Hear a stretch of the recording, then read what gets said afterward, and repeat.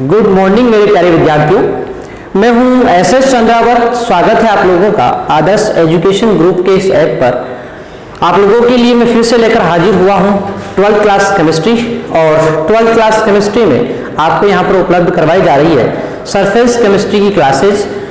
जो भी विद्यार्थी यहां पर नए जुड़े हैं वो पिछले सेशन जो भी आप लोगों के लिए गए हैं, लगभग 3 या 4 सेशन हो चुके हैं, तो उनको आप लोग कंप्लीट कर लें और उसके बाद आप लोग इसको ध्यानपूर्वक देखें। साथ ही साथ आप लोग नोट्स भी कंप्लीट करते रहेंगे ताकि आपका जो भी विषय वस्तु हो वो कंप्लीट हो सके दोस्तों। ठीक है, तो आशा करता हूं सभी प्यारे बच्चों को यहाँ तक की विषय वस्तु बिल्कुल समझ में आई होगी और आगे की जो चीजें मैं आपको बताने वाला हूं वो आप लोग ध्यानपूर्वक सुनेंगे। शुरू करते हैं आज का सेशन। और इसमें आप लोगों के लिए मैं पढ़ाने वाला हूं अधिशोषण के प्रकार।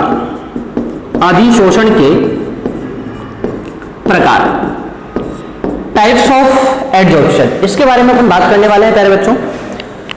अधिशोषण के प्रकारों के बारे में मैंने आप लोगों को बताया था पिछले सेशन में। आप लोगों को बताया गया था कि अधिशोषक एवं अधिशोष्य, अधिशोषक एवं अधिशोष्य के मध्य आकर्षण बल के आधार पर, आकर्षण बल के आधार पर अधिशोषण निम्न 2 प्रकार का होता है प्यारे बच्चों। कितने प्रकार का होता है? 2 प्रकार का। निम्न 2 प्रकार का होता है। ठीक है, 2 प्रकार कौन से हैं प्यारे बच्चों? तो देखो, सबसे पहला प्रकार हो जाएगा आपका भौतिक अधिशोषण, फिजिकल एडजॉर्प्शन, और इसी का दूसरा नाम हो जाएगा वांडर वाल अधिशोषण। क्या बोलते हैं प्यारे बच्चों? वांडर वाल अधिशोषण इसको कहा जाता है। ठीक है, नेक्स्ट बात करते हैं अपन सेकंड, रासायनिक अधिशोषण। रासायनिक अधिशोषण और इसका दूसरा नाम है लैंगम्यूर अधिशोषण। क्या है प्यारे बच्चों? लैंगम्यूर अधिशोषण। ठीक है, तो अपन बात कर रहे हैं एडजॉर्प्शन के प्रकार के बारे में। अधिशोषण के प्रकार मुख्यतः 2 होते हैं प्यारे बच्चों। कितने होते हैं? 2 होते हैं, जिसमें सबसे पहले अपन बात कर रहे हैं भौतिक अधिशोषण या वांडर वाल अधिशोषण, और सेकंड अपन बात करते हैं किसके बारे में? रासायनिक अधिशोषण या लैंगम्यूर अधिशोषण के बारे में। ठीक है, इन दोनों के बारे में बहुत ही विस्तार पूर्वक मैं आप लोगों को बताने वाला हूं, तो आप लोग यहाँ पर ध्यानपूर्वक सुने। ठीक है, तो बात करते हैं अपन इन दोनों के बारे में। क्या होता है भौतिक अधिशोषण, क्या होता है रासायनिक अधिशोषण, इसको अपन पढ़ते हैं। देखो प्यारे बच्चों, भौतिक व रासायनिक अधिशोषण के बारे में अपन बात करते हैं तो ध्यानपूर्वक इसको अपन समझेंगे। देखो, दोनों को मैं आप लोगों को साथ साथ समझाने का प्रयास करता हूं। सबसे पहले भौतिक अधिशोषण और साथ में लेके चलेंगे रासायनिक अधिशोषण को। किसको? रासायनिक अधिशोषण को। ठीक है मेरे बच्चों, देखो भौतिक अधिशोषण और रासायनिक अधिशोषण, इन दोनों के बारे में अपन साथ में बात करते हैं। ठीक है मेरे बच्चों, ध्यान से देखो। सबसे पहली बात, भौतिक अधिशोषण जो होता है मेरे बच्चों, इसमें अधिशोषक पदार्थ और अधिशोष्य पदार्थ, कौन कौन से? अधिशोषक और अधिशोष्य, इन दोनों पदार्थों के मध्य, इन दोनों पदार्थों के मध्य जो आकर्षण बल पाया जाता है वो होता है वांडर वाल बल। कौन सा होता है मेरे बच्चों? वो वांडर वाल बल होता है, दुर्बल वांडर वाल बल होता है। ठीक है, तो भौतिक अधिशोषण में अधिशोषक और अधिशोष्य के मध्य वांडर वाल बल पाया जाता है, जो एक प्रकार का दुर्बल बल होता है। और इस वांडर वाल बल के पाए जाने के कारण ही आप लोग भौतिक अधिशोषण को क्या बोलते हो बच्चों? उसको अपन बोलते हैं वान डेर वाल अधिशोषण। क्या बोलते हैं बच्चों? वान डेर वाल अधिशोषण उसको कहते हैं। ठीक है, तो परिभाषा आप लोगों को याद हो जानी चाहिए। क्या बोला मैंने? किसे कहेंगे भौतिक अधिशोषण? वह अधिशोषण जिसमें अधिशोषक और अधिशोष्य के मध्य वान डेर वाल बल पाया जाता है, उसे अपन भौतिक अधिशोषण कहते हैं प्यारे बच्चों। ठीक है, नेक्स्ट बात करते हैं रासायनिक अधिशोषण के बारे में। तो यहां पर क्या होगा? यहां पर जो अधिशोषक होता है, यहां पर जो अधिशोषक होता है और जो अधिशोष्य होता है प्यारे बच्चों, इस अधिशोषक और अधिशोष्य के मध्य जो बल पाया जाता है वो है प्रबल रासायनिक बल। क्या पाया जाता है? प्रबल रासायनिक बल यहां पर पाया जाता है। ठीक है, तो परिभाषा क्या हो जाएगी बच्चों? वह अधिशोषण जिसमें अधिशोषक और अधिशोष्य के मध्य प्रबल रासायनिक बल पाया जाता है, इसे अपन रासायनिक अधिशोषण कहते हैं। ठीक है मेरे बच्चों, तो ये होगी अपनी यहाँ पर एक सिंपल सी बात यहाँ पर हो चुकी है परिभाषाओं के बारे में। भौतिक अधिशोषण वह अधिशोषण होता है जिसमें अधिशोषक और अधिशोष्य के मध्य वान डेर वाल बल पाया जाता है और इसे भौतिक अधिशोषण कहते हैं। वान डेर वाल बल पाए जाने के कारण इसे वान डेर वाल अधिशोषण भी कहा जाता है। नेक्स्ट अपन बात करते हैं रासायनिक अधिशोषण के बारे में। तो वह अधिशोषण जिसमें अधिशोषक और अधिशोष्य के मध्य प्रबल रासायनिक बल पाया जाता है, उसे अपन रासायनिक अधिशोषण कहते हैं प्यारे बच्चों। ठीक है, तो ये है इसकी परिभाषा। आशा करता हूं सभी प्यारे बच्चों को यहां तक ये बात समझ में आ गई होगी। ठीक है, तो यहां पर पहला अंतर तो आप लोग क्या लिखोगे? पहला अंतर तो आप लोग क्या लिखोगे कि वह अधिशोषण जिसमें अधिशोषक एवं अधिशोष्य के मध्य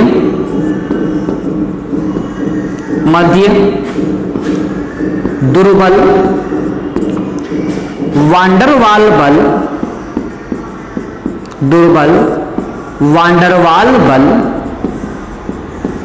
पाया जाता है। दुर्बल वान डेर वाल बल पाया जाता है, क्या कहलाता है? भौतिक अधिशोषण कहलाता है। नेक्स्ट बात करते हैं अपन रासायनिक के बारे में। तो क्या बोलेंगे? वह अधिशोषण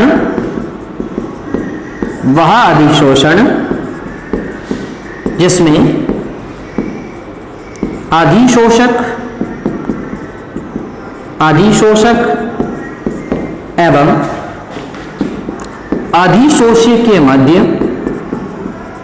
अधिशोष्य के मध्य प्रबल रासायनिक बल पाया जाता है, प्रबल रासायनिक बल पाया जाता है, उसे क्या कहेंगे? रासायनिक अधिशोषण अपन कहते हैं प्यारे बच्चों। ठीक है, तो सबसे पहला अंतर तो इसमें ये हो गया। किसका अंतर हो गया है? परिभाषा का अंतर हो गया है। ठीक है, आकर्षण बल के प्रकार का यहाँ पर अंतर हो गया है प्यारे बच्चों। ठीक है, तो यहाँ तक बात समझ में आ गई। बढ़ते हैं अपन आगे की तरफ। तो नेक्स्ट बात करते हैं सेकंड अपन। यहाँ पर देखो प्यारे बच्चों, देखो सेकंड बात करते हैं अपन। तो ये जो अधिशोषण है भौतिक अधिशोषण, इस भौतिक अधिशोषण में क्या होता है प्यारे बच्चों कि यहां पर जो है ना, इस अधिशोषक के ऊपर जो अधिशोष्य जुड़ेगा वो दुर्बल वान डेर वाल बल से जुड़ रहा है। किससे जुड़ रहा है? दुर्बल वान डेर वाल बल से जुड़ रहा है। और दुर्बल वान डेर वाल बल से जुड़ने के कारण यहां पर क्या होगा? पहले एक परत अधिशोष्य की बन जाएगी, फिर ऊपर एक और परत क्या बन जाएगी? अधिशोष्य की बन जाएगी, फिर इसके ऊपर क्या बन जाएगी? एक परत और बन जाएगी। यानी यहां पर क्या होता है? एक के ऊपर एक परतें यहां पर लगातार बनती जाती है।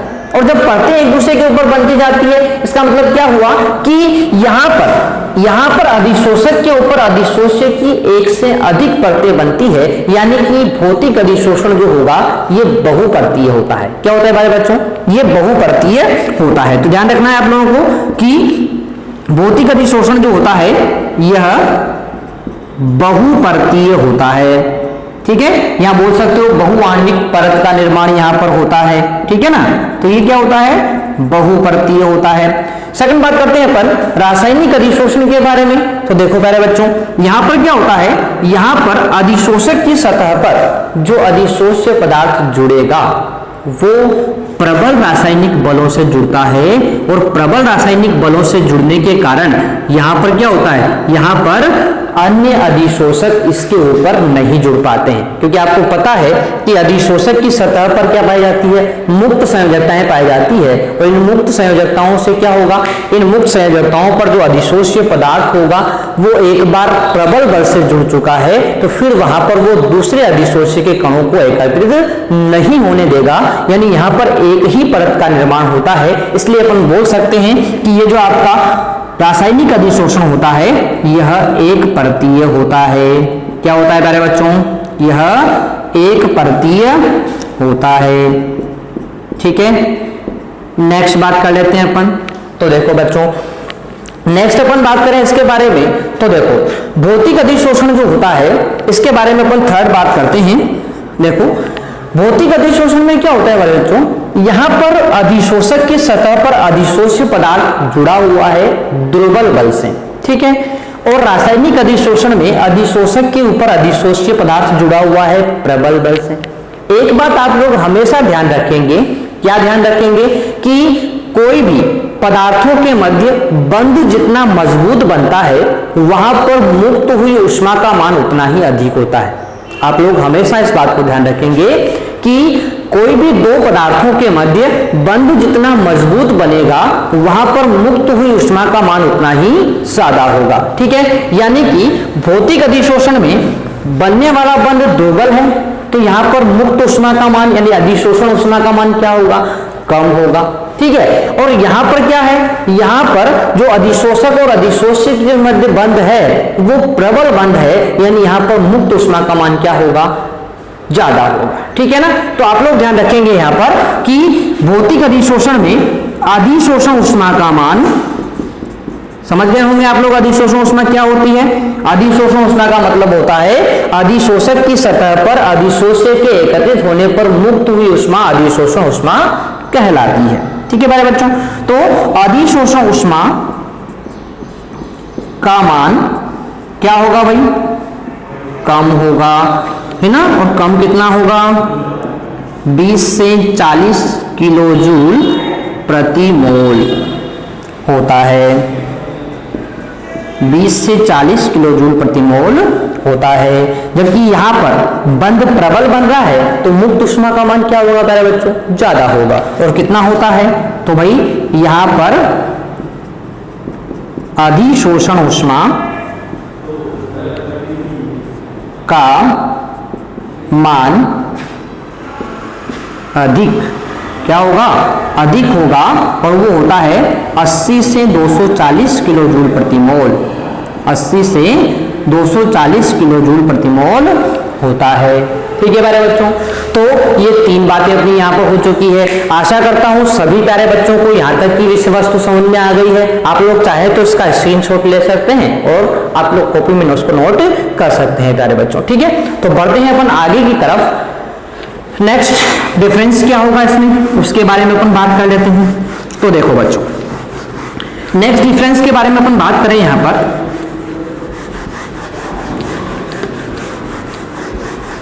तो देखो फोर्थ, देखो यहां पर क्या हो रहा है, अधिशोषक की सतह पर जो अधिशोष्य पदार्थ एकत्रित हो रहा है वो दुर्बल बल से एकत्रित हो रहा है। किससे, दुर्बल बल से जुड़ रहा है। ठीक है, अधिशोषक की सतह पर अधिशोष्य पदार्थ दुर्बल वान डेर वाल्स बल से जुड़ा हुआ है।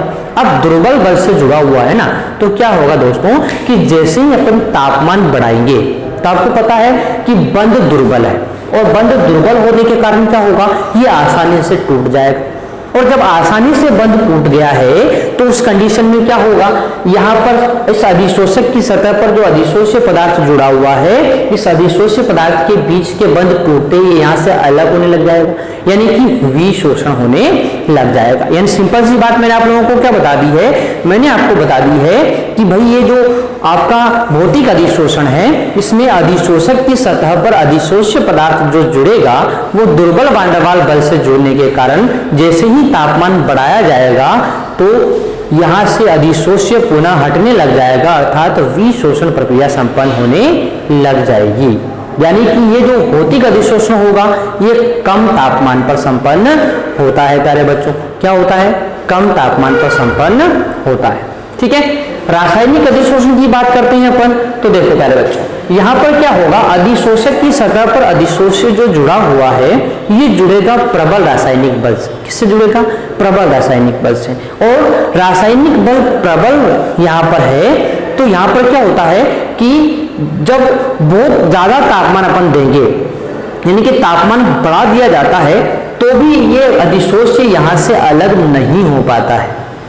ये अधिशोष्य यहाँ से अलग नहीं हो पाता है। साथ ही एक बात मैं आप लोगों को और बता दूं कि ये जो रासायनिक अधिशोषण होता है, इसमें इस अधिशोष्य के कणों को इस अधिशोषक की सतह पर जुड़ने के लिए ऊर्जा की आवश्यकता होती है, और उसे अपन सक्रियण ऊर्जा कहते हैं। क्या कहते हैं? सक्रियण ऊर्जा। अब देखो क्या होता है, जैसे ही रासायनिक अधिशोषण में तापमान को बढ़ाया जाता है, तो तापमान बढ़ाने से क्या होगा, तापमान बढ़ाने से इस अधिशोष्य के कण सक्रिय हो जाते हैं, और ये सक्रिय होकर कहां जुड़ेंगे? इस अधिशोषक की सतह पर आसानी से जुड़ जाते हैं।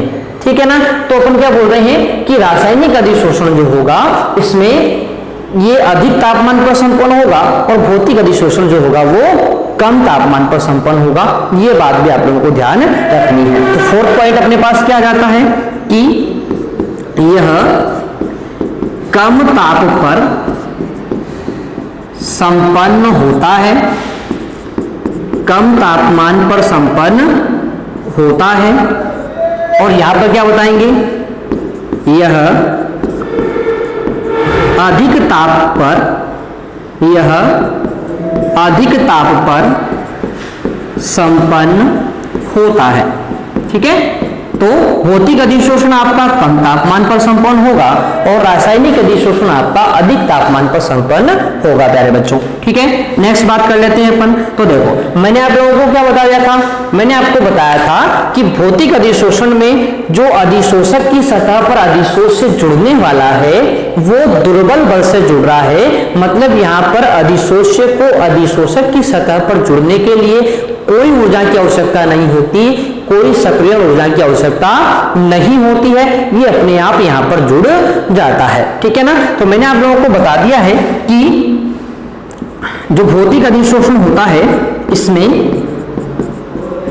वांडरवाल बल के कारण, वांडरवाल बल के कारण सक्रियण ऊर्जा की आवश्यकता, सक्रियण ऊर्जा की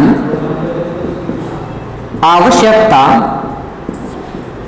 नहीं होती है, सक्रिय ऊर्जा की आवश्यकता नहीं होती है। ठीक है, जबकि रासायनिक अधिशोषण में क्या होगा, रासायनिक अधिशोषण में अधिशोषक की सतह पर अधिशोष्य पदार्थ को जुड़ने के लिए इस अधिशोष्य के अणुओं को सक्रिय करने की आवश्यकता होती है, यानी यहां पर सक्रिय ऊर्जा की आवश्यकता होती है। ठीक है ना। तो यहां पर क्या बताएंगे अपन कि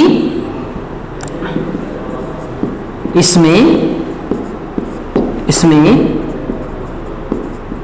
अधिशोष्य के कणों को सक्रिय करने के लिए, सक्रिय करने के लिए सक्रियण ऊर्जा की आवश्यकता होती है, सक्रिय ऊर्जा की आवश्यकता होती है प्यारे बच्चों। ठीक है, तो मैंने आप लोगों को बता दिया है, क्या बता दिया है मैंने आप लोगों को कि यहां पर कोई सक्रिय ऊर्जा की आवश्यकता नहीं है, परंतु यहां पर क्या होगा, सक्रिय ऊर्जा की आवश्यकता होती है। तो ये हो गए अपने यहाँ पर क्या बातें हो चुकी है, अपनी भौतिक अधिशोषण के बारे में अपनी बात हो चुकी है, और रासायनिक अधिशोषण के बारे में बात हो चुकी है। सबसे पहले मैंने आप लोगों को इसको क्या बताया है, सबसे पहले मैंने आप लोगों को इसकी परिभाषा बताई है। परिभाषा में क्या बताया है कि वह अधिशोषण जिसमें अधिशोषक की सतह पर अधिशोष्य पदार्थ दुर्बल वांडरवाल बल से जुड़े होते हैं प्यारे बच्चों, वो तो कहलाता है भौतिक अधिशोषण। और इसमें अधिशोषक की सतह पर अधिशोष्य पदार्थ प्रबल रासायनिक बलों द्वारा जुड़ा होता है उसे अपन रासायनिक अधिशोषण कहते हैं। ठीक है, साथ ही बात करते हैं तो देखो इसमें मैंने आप लोगों को क्या बताया है, इसमें मैंने आप लोगों को बता दिया है कि ये जो अधिशोषक की सतह पर अधिशोष्य जो जुड़ेगा वो एक के बाद एक परतों के रूप में जुड़ता है, यानी कि ये बहुपर्तीय होता है और यहाँ पर केवल एक ही परत यहाँ पर बन पाती है, यानी ये एक परतीय होता है। साथ ही मैंने आपको बताया है कि अधिशोष्य और अधिशोषक के मध्य बंध जितना मजबूत बनता है वहां पर मुक्त हुई ऊष्मा का मान उतना ही ज्यादा होता है प्यारे बच्चों। ठीक है, तो यहाँ पर क्या हुआ, यहाँ दुर्बल बंध है तो मुक्त ऊष्मा का मान यानी अधिशोषण ऊष्मा का मान क्या होगा, कम होगा, जो होता है 20 से 40 किलो जूल प्रति मोल। ये बात आप लोग ध्यान रखेंगे। साथ ही रासायनिक अधिशोषण में अधिशोषक और अधिशोष्य के मध्य जो रासायनिक बल बनेगा, जो बंध बनेगा वो मजबूत है, और बंध मजबूत है तो यहाँ पर मुक्त ऊष्मा यानी अधिशोषण ऊष्मा का मान क्या होगा, ज्यादा होगा, और वो होता है कितना, 80 से 240 किलो जूल प्रति मोल होता है। ये बात आप लोग ध्यान रखेंगे। नेक्स्ट बात करते हैं अपन भौतिक अधिशोषण के बारे में। तो देखो यहाँ पर क्या होता है, दुर्बल बंध होने के कारण ये कम तापमान पर संपन्न होता है, यहाँ पर प्रबल बल है तो ये अधिक तापमान पर संपन्न होता है।